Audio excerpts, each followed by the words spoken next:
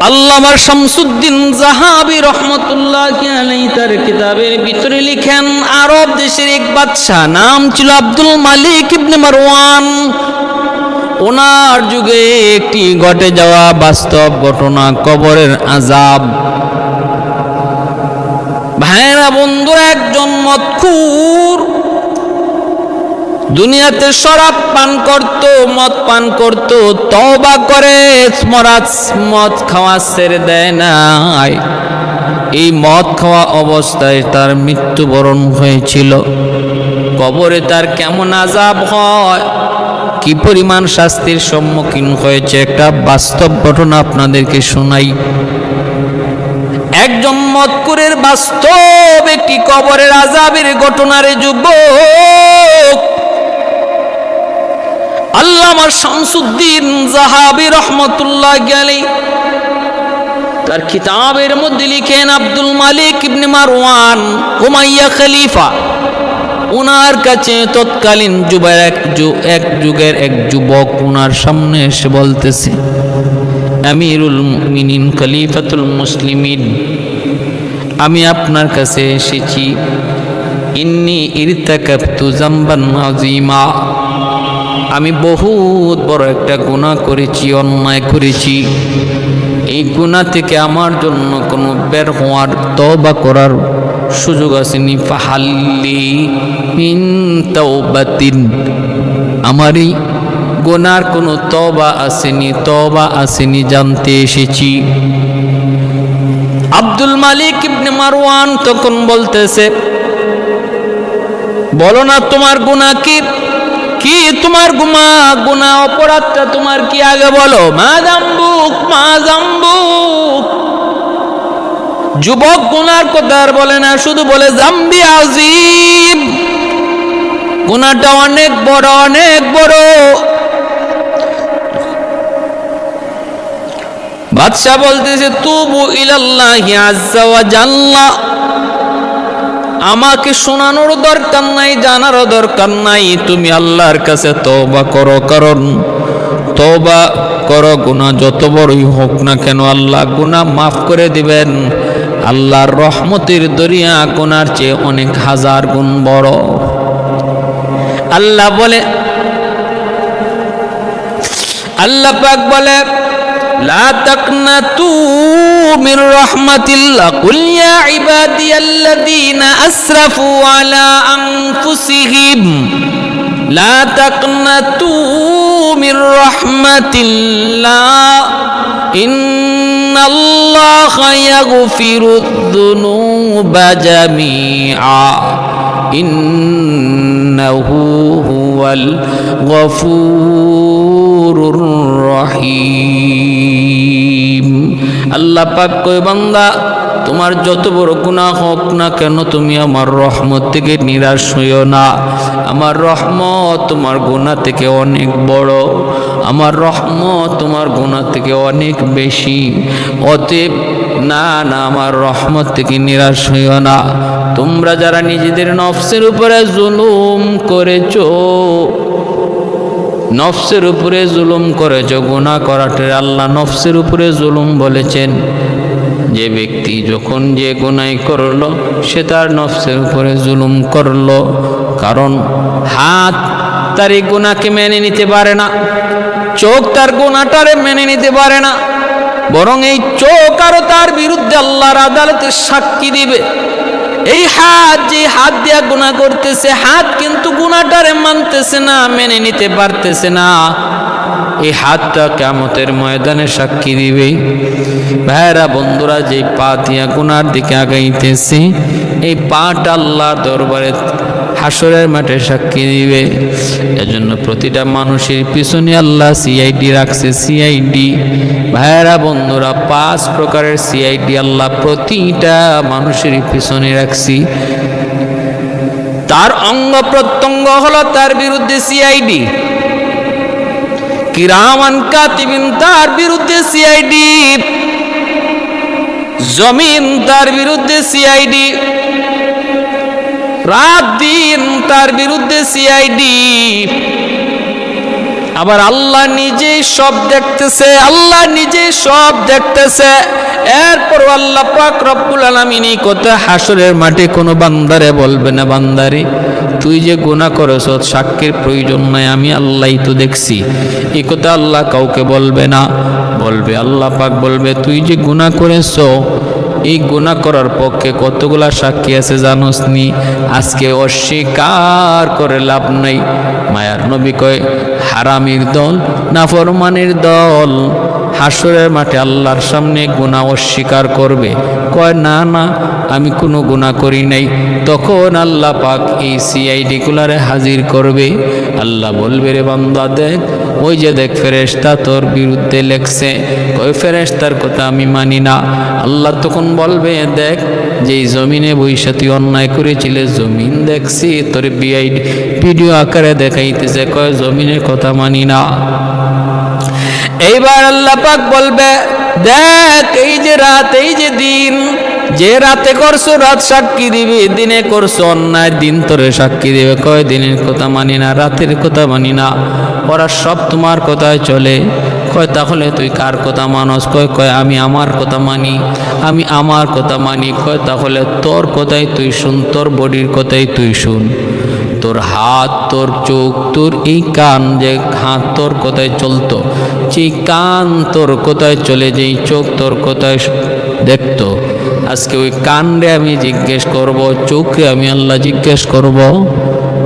আল-ইয়াওমা নাখতিমু আলা আফওয়াহিহিম ওয়া তুকাল্লিমুনা আইদিহিম ওয়া তাশহাদু আরজুলুহুম বিমা কানু ইয়াকসিবুন। জবান আল্লাহ বন্ধ করে দিবেন, জবানে আল্লাহ তালা মেরে দিবেন, হাতের জবান খুলে দিবেন, পায়ের জবান আল্লাহ খুলে দিবেন, চোখের জবান আল্লাহ খুলে দিবেন। অঙ্গগুলির জবান যখন একটা একটা করে খুলে দেওয়া হয়, হাত তখন তার বিরুদ্ধে আল্লাহর সামনে সাক্ষী দিবে, চোখ সাক্ষী দিবে, কান সাক্ষী দিবে। ভাইরা বন্ধুরা, তখন ধরা খেয়ে যাবে, বলবে হায় আফসুস, হায় আফসুস, এ হাত তুই কেমন করে আমার বিরুদ্ধে সাক্ষী দিলি? তোরে সাজানোর জন্য, তোরে সুন্দর রাখার জন্যই তো আমি হারাম খাইছিলাম, হারাম কামাইছিলাম। এই দেহটাকে তাজা রাখার জন্য, সবল রাখার জন্য আমি হারাম কামাইছি, হারাম খাইছি। আজকে কেমনে তোরা এত বড় নিমক হারামি করলি, নিমক হারামি করলি?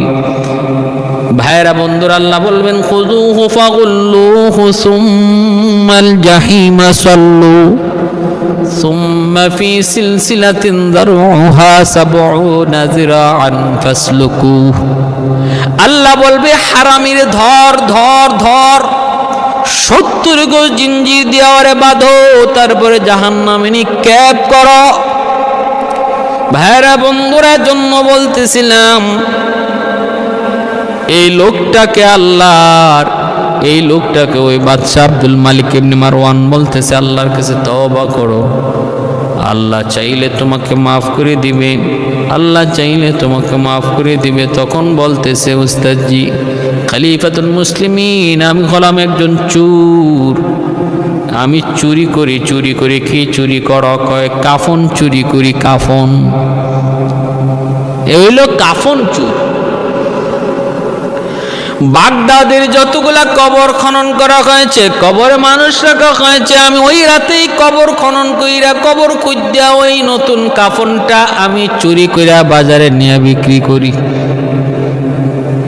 এত বড় অপরাধী আমি, মরা মানুষের কাফন চুরি করি। ভাইরা বন্ধুরা, এমন চোর হয়তো আমাদের দেশে এখন নাই, কিন্তু বিভিন্ন ক্যাটাগরির চোর আছে, নিনা নাই, কাফন চুরি করে। তাহলে এর কি পরিমাণ সাহস বুঝেন? এ রাতের অন্ধকারে কবর, যেখানে আমরা রাতের অন্ধকারে কবরের পাশ দিয়ে যাইতে ভয় লাগে, আর এই সুরের চোর হে কবর খুঁজা লাশ বাইর করে লাশ থেকে কাফন চুরি করে লয়ে যায়। আমাদের দেশেও এরকম কিছু ঠেডা মার্কা চোর আছে। মসজিদ আল্লাহর ঘর, আরে তুই চুরি করতে কর, তাও মসজিদের বাইরে যায় কর না, হ্যাঁ মসজিদের ভিতরে ভালো ভালো জুতা চুরি করার লাগি নামাজির বেশি ঢুকে। ওই হারামি কত বড় হারামি, এর একটু ভয় লাগলো না যে আমার আল্লাহ যদি মসজিদের জমিন আদেশ করে, আর যেখানে জুতার মধ্যে হাত দিয়ে রাখছে আল্লাহ যদি আদেশ দেয় যে এর হাতটা যেন এইভাবেই থাকে, মসজিদের ভিতরে আল্লাহর ঘরের ভিতরে চুরি করতে আসছে, যদি আল্লাহ এরকম আদেশ দিয়া দেয় তো ওর 14 গোষ্ঠী ওরে তুলতে পারবো, ওরে নিতে পারবো?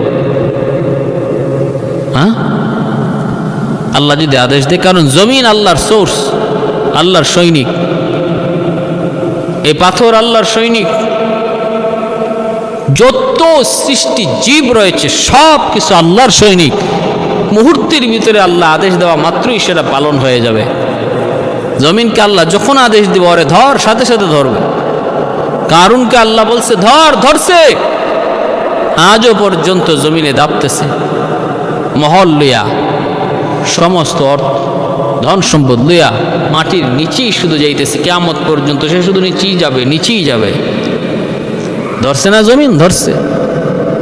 ফেরাউন্ডের নীল দরিয়ার পানি ধরছে, লোহিত সাগরের পানি ধরছে, হ্যাঁ, নমরুদ্রে মশায় ধরছে, মশায়।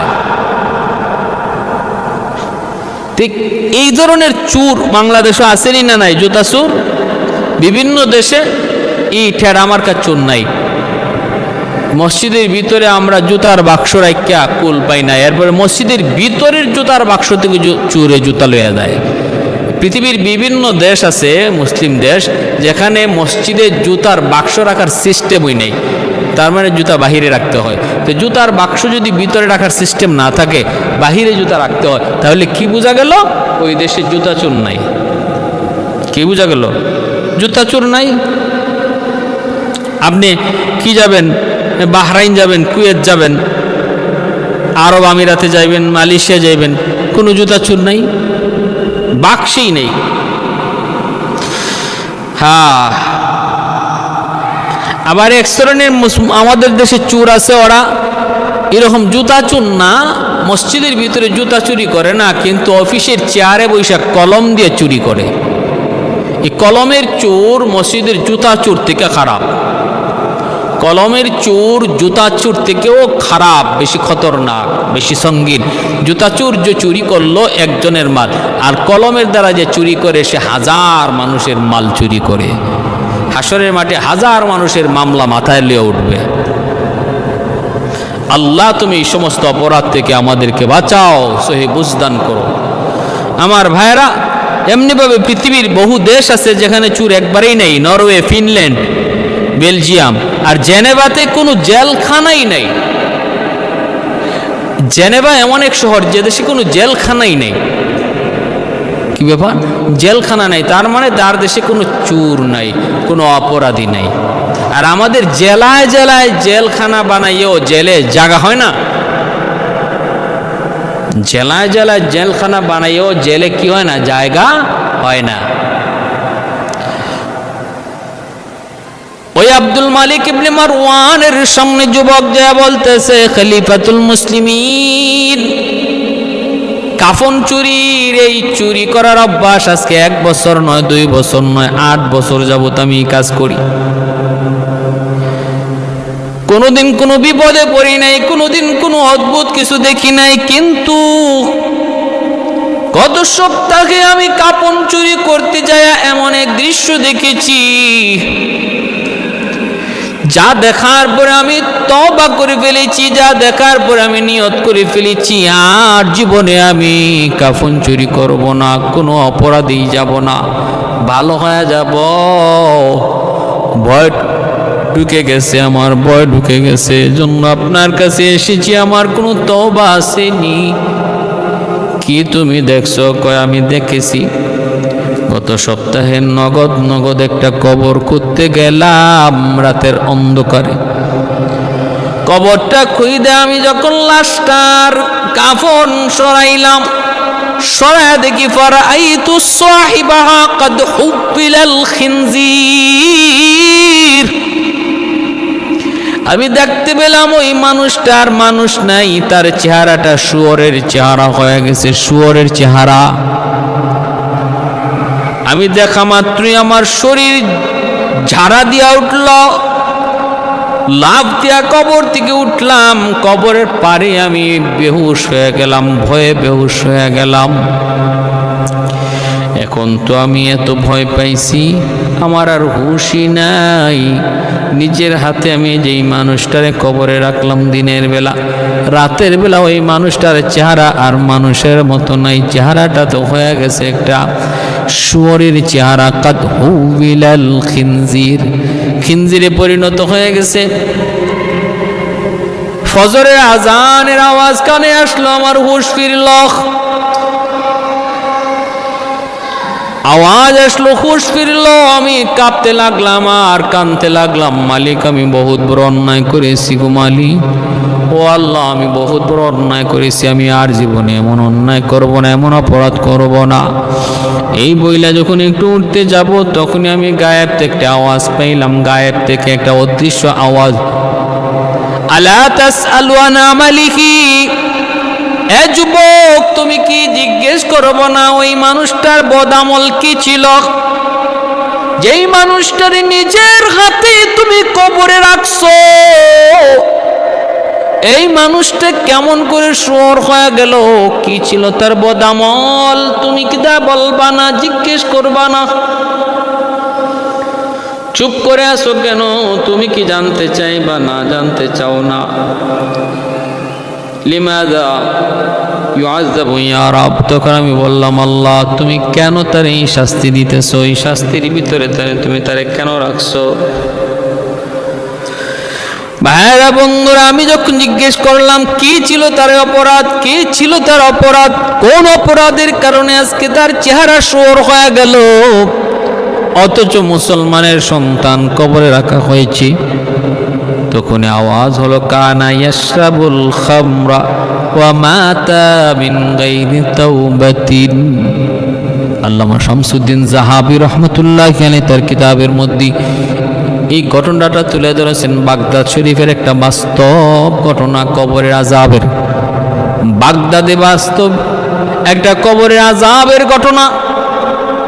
যুবক বলতেছে তখনই অদৃশ্য থেকে আওয়াজ হলো, সে মদ পান করত, নেশা করত, কিন্তু মৃত্যু হয়েছে তার এমন হালতে সে তওবা করে নাই, তওবা করে মদ ছাড়ে নাই, তওবা ছাড়া তার মৃত্যু হয়েছে। এই অভ্যাসে জড়িত থাকা অবস্থায় তার মরণ হয়েছে, বিদায় তার চেহারা আর মানুষের সুরত নাই, হয়ে গেছে শুয়োর। ভাইরা বন্ধুরা, জন্য বলতেছিলাম রে ভাই, একটু খেয়াল করে শুনো, কবরের ভিতরে এমন আযাব আসেনি না নাই? সব জায়গায় আল্লাহ দেখায় না, মাঝে মাঝে আল্লাহ কবরের আযাব দেখায়। একটা মদখুরের কবরের আযাবের দৃশ্য, বাস্তব একটা ঘটনা আমরা শুনলাম। ভাইরা বন্ধুরা, এবার শুনুন আমরা কেন যে কবরের আযাবের ব্যাপারে এতটা গাফিল। সর্বদা আল্লাহ দেখায় না, মাঝে মাঝে আল্লাহ পাক দেখায়। আল্লাহর নবী রহমতের নবী বলে, সব কিছু কবরের আযাব শুনে ইল্লা সাকালাইন, শুধু মানুষের জিন ছাড়া সবাই কবরের আযাবের আওয়াজ শুনতে পায়। এজন্য গরু ছাগল মাঝে মাঝে কবরের পাশ থেকে দৌড় দেয়। ভাইরা বন্ধুরা, মানুষকে যদি আল্লাহ কবরের আযাব দেখাইতো, মানুষ রাতের বেলা কবরের পাশ দিয়া যাওয়া দূরের কথা, দিনের বেলাও কেউ কবরের পাশ দিয়া যাইতো না। মানুষকে যদি আল্লাহ কবরের আযাব দেখাইতো, তাহলে রে ভাই মানুষের দুনিয়াদারি বন্ধ হয়ে যাইত, নিজাম বন্ধ হয়ে যাইত দুনিয়ার। মা কবরের ভিতরে আযাব ভোগ করতেছে, বাবার চিল্লানির আওয়াজ এই আওয়াজ সন্তানের কানে আসলে সন্তান খানা খাইতে পারতো না, চাকরি বাকরি করতে পারতো না, ব্যবসা বাণিজ্যে মন লাগতো না, ঘুমাইতে গেলে তার ঘুম আসতো না, খাইতে গেলে খানা পেটে যাইতো না, দুনিয়াদারি বন্ধ হয়ে যাইত। এজন্য আল্লাহ পাক কবরের আযাব মানুষের চোখের আড়াল করে রাখছেন। সন্তান বাবার কবরের পাশেই দাঁড়ায় আছে, জানে না কবরের ভিতরে বাবা কেমন শাস্তিতে আছে, খবর নাই। যদি খবর হয়ে যায় তাহলে তো তার দুনিয়াদারি 12টা বেজে যাবে। আল্লাহ চোখের আড়াল করে রাখছেন, মাঝে মাঝে আল্লাহ কিছু দেখায়। এ ভাইরা, পাকিস্তানের ডাক্তার আহমদ নূর, পাকিস্তানের একজন বহুত বড় তাকবীরওয়ালা, তিনি বলেন, রাওয়ালপিন্ডিতে আমি এক তবলিগের জামাতে গেলাম, খুশুসি গাছতে বের হয়েছি। ভাইরা বন্ধুরা, খুশুসি গাছ তো 3 শ্রেণীর মানুষকে দাওয়াত দিতে হয়, 3 শ্রেণীর মানুষকে দাওয়াত দিতে হয়। এক হলো দিনের বড়, আর এক হলো কাজের বড়, আর এক হলো দুনিয়ার বড়। দিনের বড় উলামায়ে কেরাম, তাদের কাছে আগে যাও। তারপরে কাজের বড় যারা দাওয়াত ও তাবলীগের কাজে বেশি সময় লাগাইছে, তারা কাজের বড়, তাদের পরামর্শ নাও। 3 নম্বর হলো দুনিয়ার বড়, বড় ব্যবসায়ী, বড় মেম্বার, চেয়ারম্যান, সমাজের দলপতি, নেতা, সমাজপতি, তাদের কাছে যাও দাওয়াত নিয়া। ভাইরা বন্ধুরা, ডাক্তার আহমদ নূর তিনি বলেন, আমরা খুশুসি গাছতে বের হইলাম। তারপরে দেখি কিছু যুবক এক জায়গায় বসা। আমি ওই যুবকদেরকে দাওয়াত দিলাম মসজিদে যাওয়ার জন্য। যুবকরা বলতেছে, ঠিক আছে আমরা আসতেছি মসজিদে। এই বইলা আমরা দাওয়াত দিয়ে চলে আসলাম, দেখলাম যুবকরা টিকে আসছে।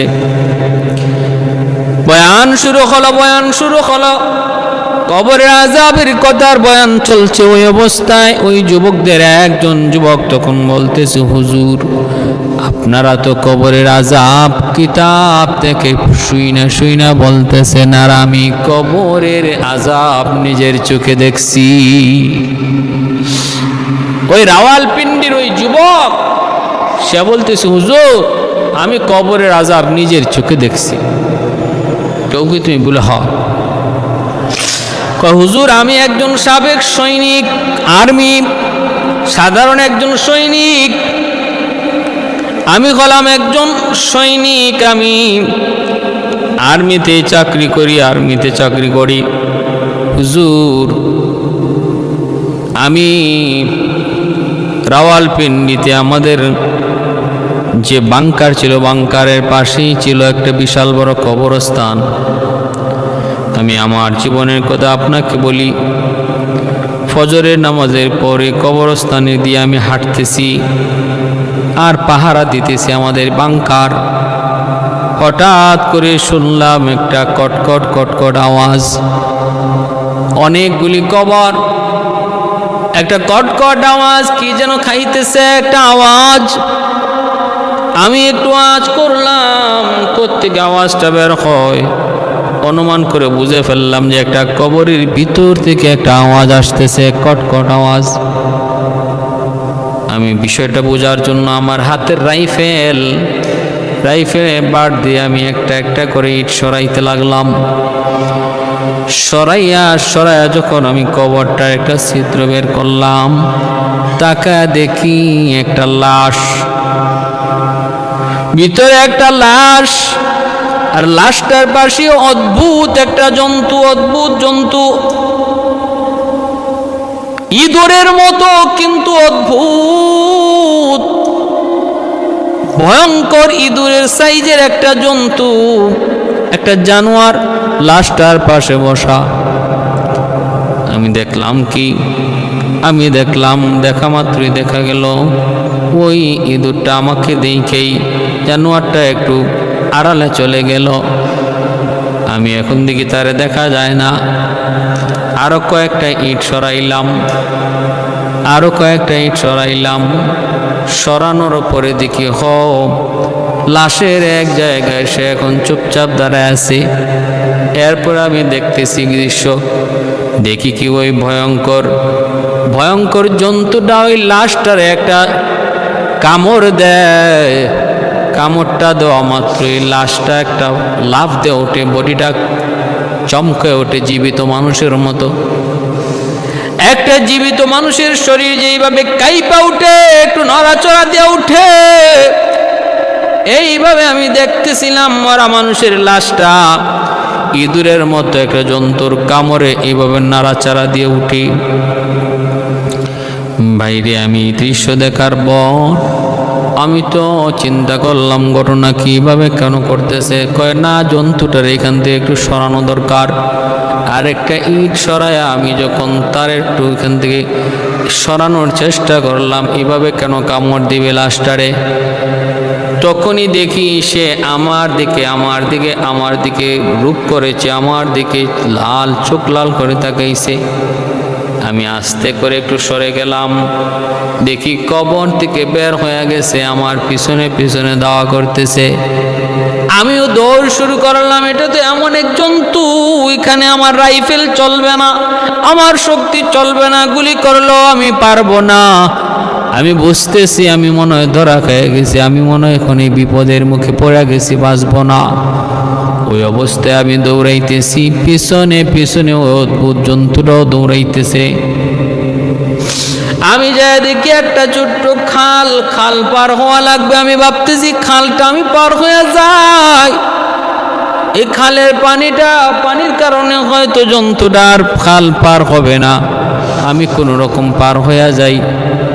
আমি খালের পানিতে নামলাম। নাইমা যখন পারে কাছাকাছি চলে যাব, ওই মুহূর্তে জন্তুটা খালের পানির কাছে আইসা সে পানিতে নামে নাই, বাট পানিতে একটু মুখ লাগাইছে গো।